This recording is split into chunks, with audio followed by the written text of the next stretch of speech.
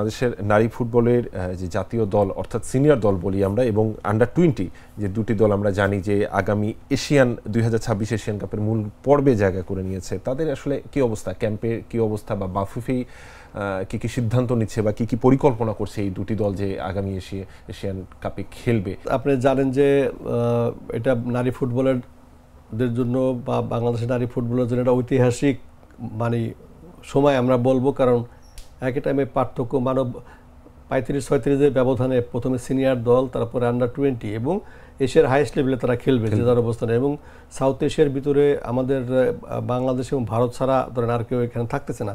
তো সবচেয়ে বড় কথা হলো যে এটা বিএফএফের একটা মধুর সমস্যাও আছে। ধরেন এই দুইটা টিমের আপনার সেই আগামী মার্চে ন্যাশনাল টিমের খেলা এশিয়ান কাপ অস্ট্রেলিয়াতে, তার পরবর্তীতে আপনার এপ্রিলে গিয়া আন্ডার-20 খেলা থাইল্যান্ডে, এদেরকে প্রিপারেশন করা, প্র্যাকটিস ম্যাচ খেলানো, বাইরে পাঠানো, সব কিছু মিলিয়ে একটা পরিকল্পনা। এবং এখন যেহেতু ক্যাম্পটা বন্ধ আছে এবং আমরা সেপ্টেম্বর 1 তারিখে মানে ক্যাম্পটা আবার শুরু হবে, মেয়েদের ক্যাম্পটা, এবং তারা আগেই আপনার কোচ বিএফএফকে একটা প্ল্যান দিবে এবং তারা খুব সম্ভবত একটা ভালো সময়ের জন্য জাপান যেতে পারে, মানে প্রস্তুতির জন্য, কন্ডিশনিং ক্যাম্পের জন্য।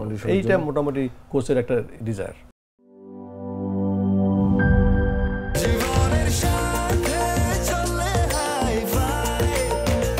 স্বাস্থ্যকর অল টাইম ফ্যামিলি কেক, সব সময় অল টাইম হেলদি লাইফ।